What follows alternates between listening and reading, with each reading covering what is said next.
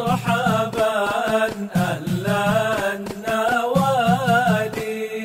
السلام عليكم ورحمة الله وبركاته.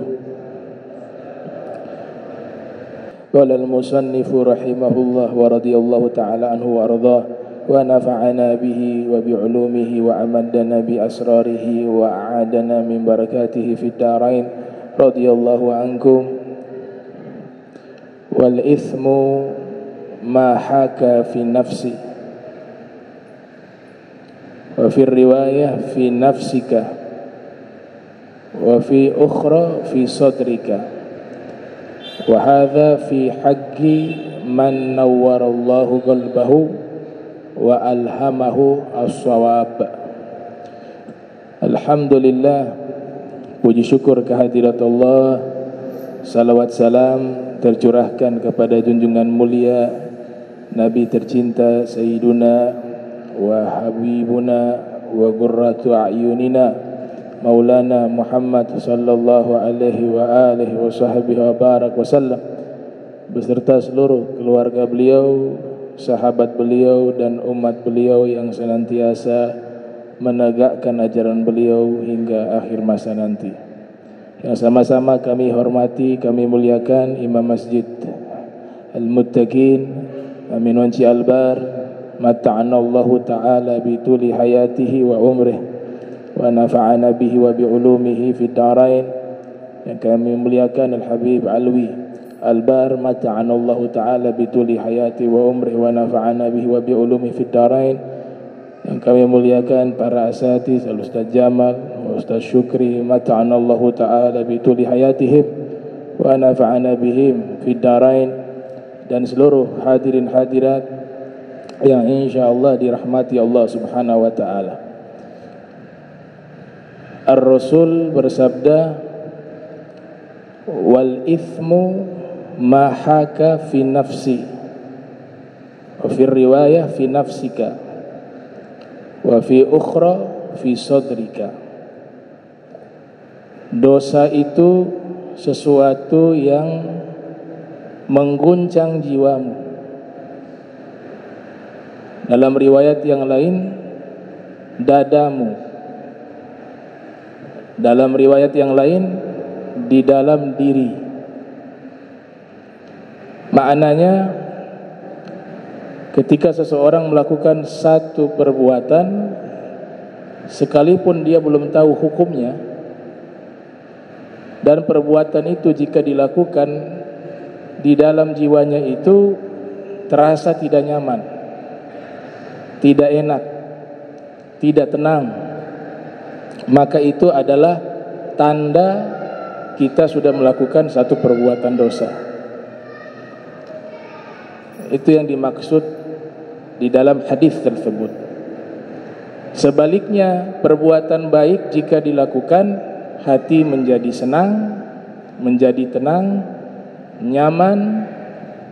Perbuatan dosa dilakukan, hati terasa terguncang, tidak tenang, tidak nyaman. Di sini musannif mengatakan, namun tidak semua hati atau diri bisa merespon hal yang sama. Ada pelaku dosa, dia melakukan perbuatan dosa tapi tidak ada goncangan dalam hati dan dirinya. Ini na'udzubillah min dzalik. Ini sudah kronis. Gak ada penyesalan. Bagaimana ada penyesalan? Goncangan dalam hati tidak ada. Makanya musannif mengatakan, wa hadza fi haqqi man nawwarallahu qalbah. Nah, orang-orang yang melakukan satu perbuatan dan perbuatan itu mengguncang hatinya, dirinya, itu adalah orang-orang yang Allah telah berikan cahaya dalam hatinya. Masing-masing orang berbeda. Ada yang istiqomah sholat duha misalnya, atau ada yang istiqomah sholat tahajud, biasanya jam 3 atau setengah 4. Dia istiqomah. Satu saat terlewat itu, terlewat 1 hari saja. Dia bangun sudah jam 4:30 atau jam 5 pas azan subuh. Itu hatinya tidak enak, menyesal, kenapa tadi kelewat. Ada orang setiap hari bangun jam 7 pagi, wala sholat tahajud, sholat subuh juga lewat, tapi dia bangun tidak ada goncangan dalam hatinya, biasa-biasa saja. Kenapa bisa beda? Karena yang pertama tadi hatinya Allah berikan cahaya, yang kedua hatinya sudah mati, sudah tidak ada getaran hati akan perbuatan dosa, sudah mati hatinya, sudah sakit hatinya. Nah, orang semacam ini yang hatinya sudah mati tidak mungkin bisa membedakan mana dosa, mana pahala. Tapi orang yang semacam tadi, yang memang peka hatinya karena sebab dia sudah nyaman dengan perbuatan baik, hatinya Allah berikan cahaya, kesalahan kecil ada goncangan dalam hati, ada penyesalan. Nah, itu kabar gembira orang yang memiliki hati tersebut.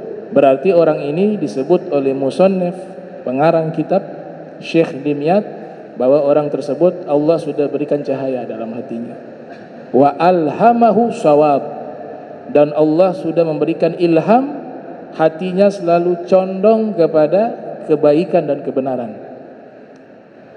As-shawab. Kemudian Nabi menyebutkan 2 tanda di sini berarti. Tanda pertama dosa itu apa? Ketika dilakukan ada goncangan dalam diri kita, tidak nyaman hati kita.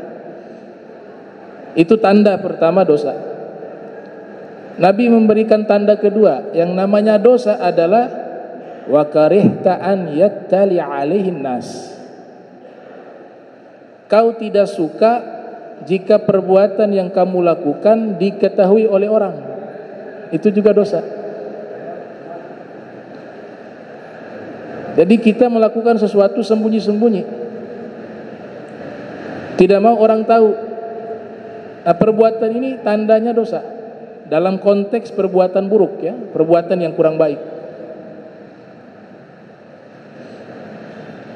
Nah, para ulama dan kaum solihin dan seluruh manusia secara umum, secara fitrah jiwanya ini senang perbuatan baiknya diketahui orang banyak.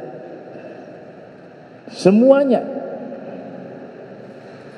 Ini musannif mengatakan li'anna nafsa bitab'iha tuhibbu al-ittila' ala khairiha.